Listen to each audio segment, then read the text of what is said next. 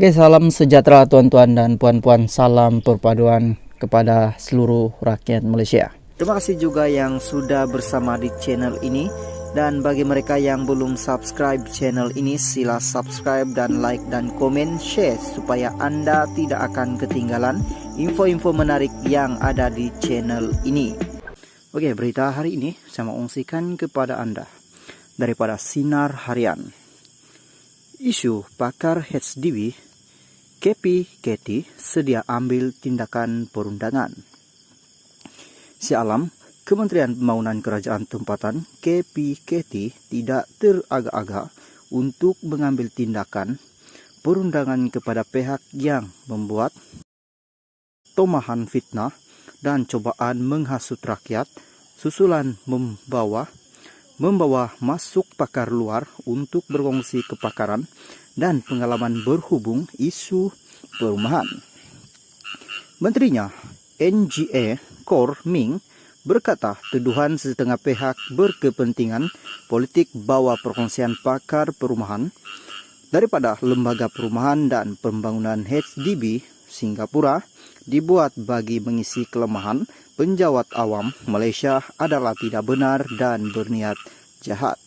Menurut beliau, tuduhan tersebut adalah satu tindakan provokasi yang berburu fitnah hasutan. Penjawat awam di KPKT sentiasa memberikan khidmat yang terbaik dengan penghasilan berbagai dasar seperti dasar perumahan negara, dasar rumah mampu milik, dan program-program perumahan holistik untuk rakyat di negara ini. Malah penjawat awam telah berhikmat dengan cermelang sejak dari pentadbiran Perdana Menteri pertama Tengku Abdul Rahman Putra Al-Haji sehinggalah ke hari ini. Sinergi penjawat awam dan anggota pentadbiran telah melahirkan berbagai dasar program dan pelan-pelan tindakan demi kepentingan rakyat, katanya dalam kenyataan pada Kamis. Sebelum ini, media melaporkan Malaysia akan membawa masuk pakar daripada agensi-agensi perumahan Singapura HDB untuk menambah baik sektor perumahan di negara ini. Menurut Korming, kerajaan Singapura bersetuju menghantar beberapa pakar HDB bulan depan untuk berkongsi kepakaran dengan Malaysia. Namun demikian, perkara tersebut telah mendapat respon negatif daripada beberapa pihak dan mendesak Perdana Menteri Datuk Seri Anwar Ibrahim campur tangan dan mengkaji semula tindakan tersebut. Jelas Korming niat untuk menyebut pakar dari negara luar termasuk Singapura dalam sesi seminar dan bengkel adalah bagi mendapatkan ilmu dan pengetahuan serta berkongsi kepakaran dalam bidang perumahan. Ia agar Malaysia dapat bergerak ke hadapan dan relevan dengan perkembangan semasa, jelasnya. Tambahan beliau, berkongsi kepakaran dan bertukar amalan dalam sesuatu bidang untuk bukan perkara baharu, malah telah dimulakan sejak dahulu lagi dalam sistem kerajaan Malaysia bagi memberikan polisi, perancangan dan program terbaik kepada rakyat. Menurutnya, Malaysia melalui KPKT telah melaksanakan berbagai kerjasama yang serupa dengan berbagai negara lain selain Singapura, yaitu Australia untuk meneliti kaedah atau makisma dan polisi berkaitan pemajuan perumahan swasta serta akta sawan kediaman, manakala India dalam pemajuan. Oke, salam sejahtera kepada tuan-tuan dan puan-puan. Terima kasih juga yang sudah bersama di channel ini. Dan bagi mereka yang belum subscribe channel ini, sila subscribe dan like dan komen, share supaya Anda tidak akan ketinggalan info-info menarik yang ada di channel ini. Berita hari ini saya mau ungsikan kepada Anda daripada Sinar Harian.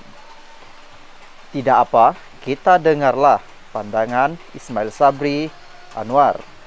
Bukit Martajam, Perdana Menteri Datuk Seri Anwar Ibrahim berkata kerajaan sememangnya menumbuhkan usaha mencari penyelesaian bagi menurunkan harga bahan mentah. Beliau berkata, ia termasuk memastikan pengeluaran mencukupi serta memberi dukungan kepada pengeluar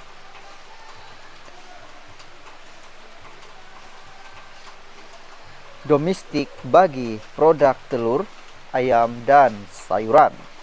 Anwar mengulas mengenai kenyataan bekas Perdana Menteri Datuk Seri Ismail Sabri Yaakob yang menyuruh kerajaan mencari jalan penyelesaian untuk menurunkan harga bahan mentah.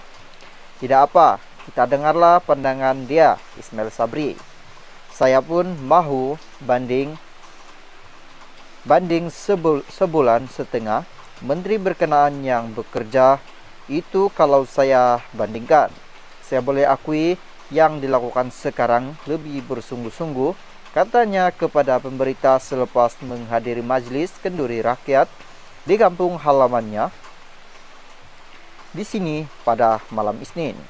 Terdahulu, dalam ucapannya pada majlis itu, Anwar berkata dalam masa singkat sejak beliau dilantik sebagai Perdana Menteri, kehadiran pelaburan antarabangsa dari Eropah, China, dan Amerika Syarikat di Malaysia lebih jauh lebih memberangsangkan dari tahun-tahun sebelum ini. Syukur. Dengan keyakinan ini, ringgit telah mengkukuh kalau mata wang kita jatuh. Ini akan menyebabkan kos import tertinggi dan meningkatkan harga barang. Apabila harga barang naik termasuk harga makanan, ini akan membebankan rakyat, katanya. Sementara itu, Perdana Menteri berkata, bajet 2023 yang akan dibentangkan semula pada 24 Februari ini akan menyentuh sektor pendigitalan, dan pertanian modern dalam usaha memastikan ekonomi negara kekal mapan. Anwar berkata, beliau juga akan mempertimbangkan peruntukan yang lebih tinggi untuk Pulau Pinang, Sabah, dan Sarawak yang disifatkan kurang mendapat perhatian sebelum ini. Itu dalam pertimbangan saya, biarpun ada kalangan dari segi pendapatan dan pembelanjaan, tetapi kita akan beri perhatian karena ada kebenarannya. Pulau Pinang dipinggirkan dari sudut peruntukan, tetapi sama juga seperti bila saya ke Sabah dan Sarawak. Memang ada kekurangan besar karena peruntukan untuk Pulau Pinang itu kepada infrastruktur besar, tetapi Sabah dan Sarawak termasuk pasaran kecil, klinik, hospital, perumahan rakyat, dan sekolah daif,